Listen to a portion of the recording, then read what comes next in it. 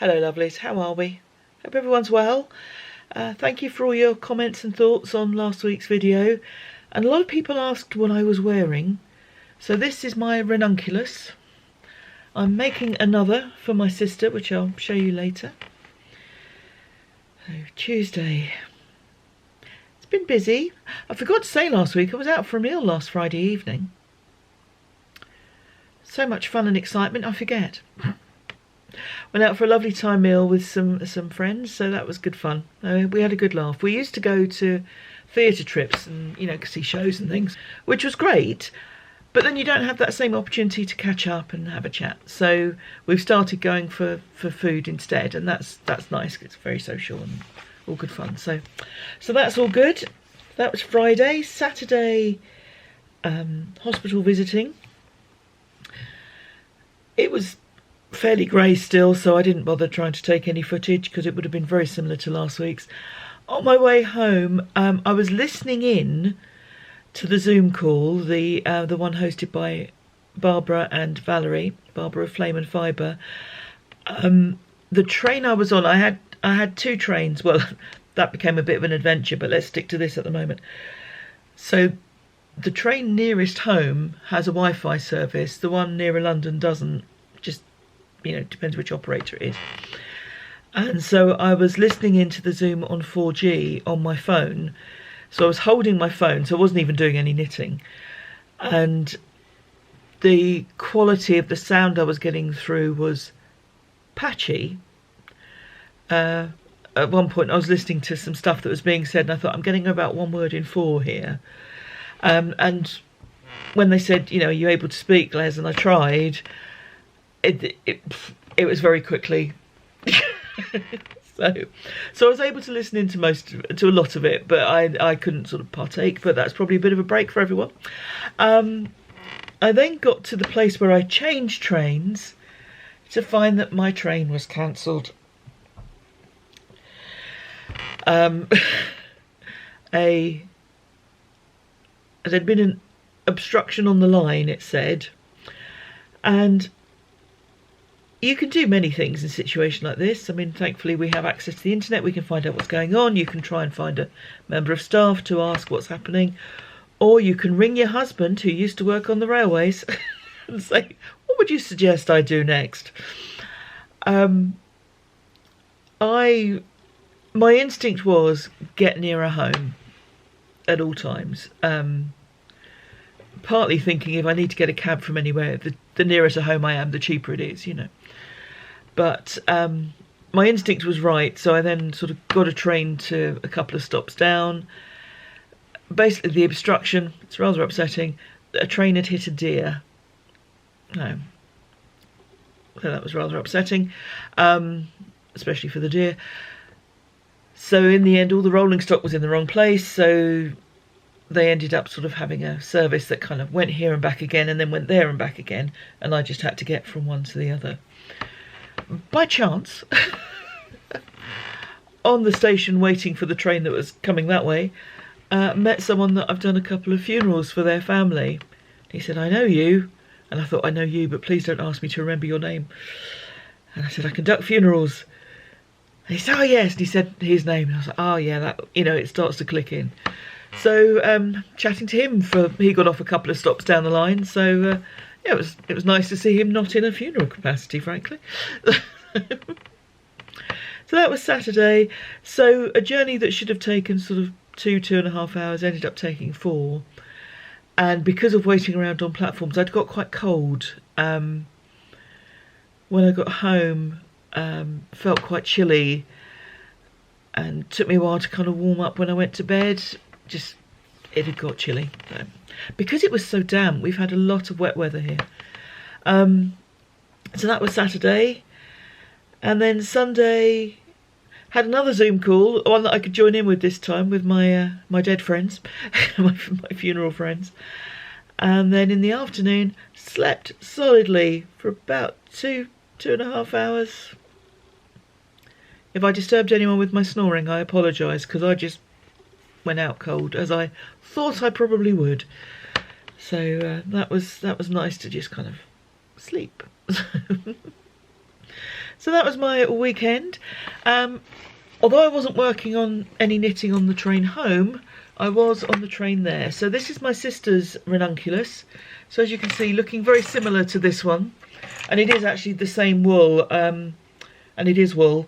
I got 2 lots of yarn, this green and this navy, at Alexandra Palace some time ago. I do have enough of this, prepare to be shocked, to knit the whole thing in one colour. But my sister had spotted this one and said, oh, I like that. So I said, well, I can do you one. Do you want it plain or with different colour stripes? And she wanted the stripes, so that's what she's got. So what I did is I worked down the body until I finished the ball of wool that I was working on. It was one big skein, but I had to split it when I was caking it. So that's why we kind of came to a natural end. So I just stopped that where I was. I'm now on the first sleeve and trying to magic loop on far too short a cable, which is entirely my own fault. Excuse me. So I've got another few inches to go on that sleeve, and then the other sleeve, and then down, and hopefully it won't take too long, because it's worked in double knitting weight yarn but on quite large needles. I think these are 5.5mm or 6mm.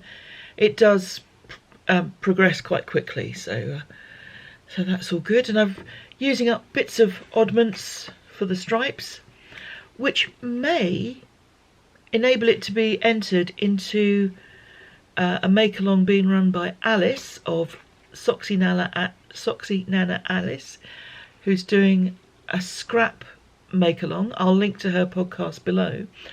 And also I had started this before the beginning of the year, so it would be eligible for Karen of Recreational Knitters Whips Be Gone podcast, make-along. And again, I'll link her podcast below. So I may well put those into there. If not, I've let you know about them so you can find out and enter. Today, fairly busy, this week rather, fairly busy with work. I'm back to the hospital, I think, Thursday and then over the weekend. But all progressing. Slow but steady progress, so that's fine. We'd prefer fast but steady's the key word here, so that's all good. And I think for the moment that will be it. Speak to you soon.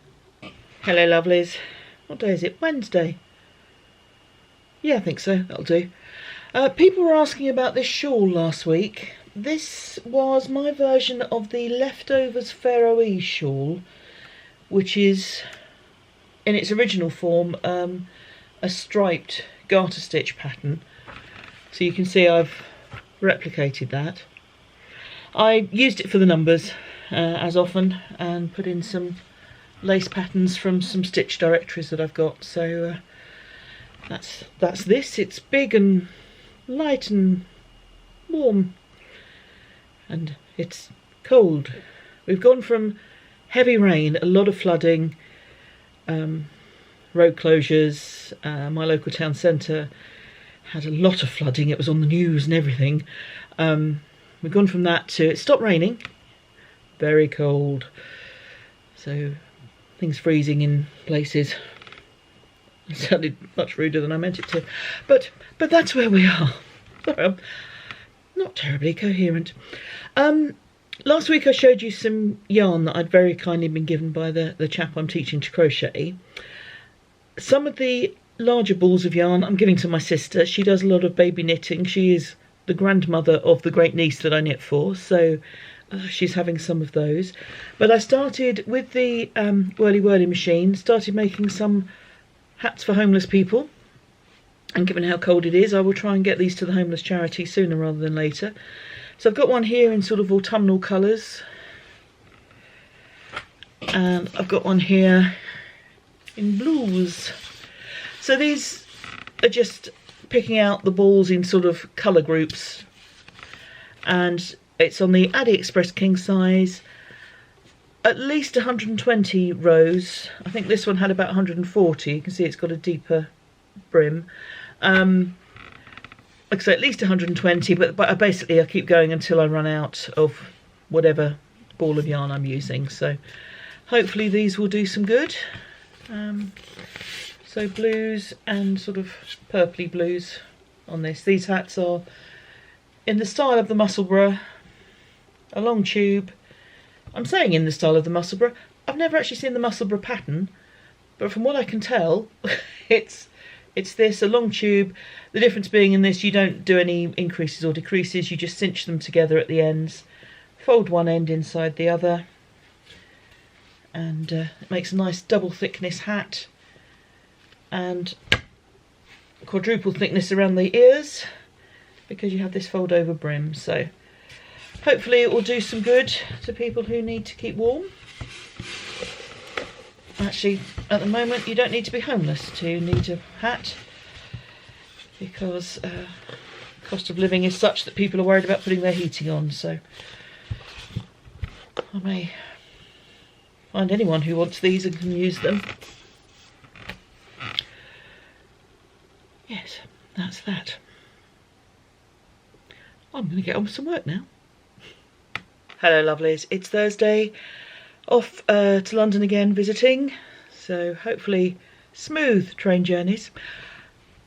In the world of coincidences, the ceremony I did earlier this week, lady who I said hello to because I've met before, said, "I understand you met my husband at the weekend," because it was the wife of the chap I was talking to at the train station.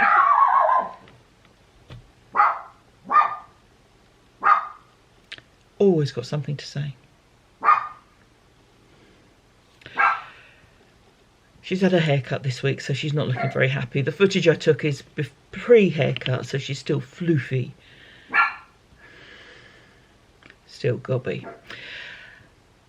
I'm going to call it there for this week because, as well as visiting, I've got a lot of work to do and a dog to tell to be quiet. So I hope you all have a good week. Thanks for being here. Sorry I'm not showing much on the knitting content at the moment. Not taking much knitting with me on the train, actually. I'm going to take my laptop and do some work today. So yes, knitting content is a little thin on the ground, but sometimes life is like that. However your life is, I hope it's treating you kindly. I hope you're keeping well, and I'll see you all again next week. Thanks very much, everyone. Take care. Bye-bye.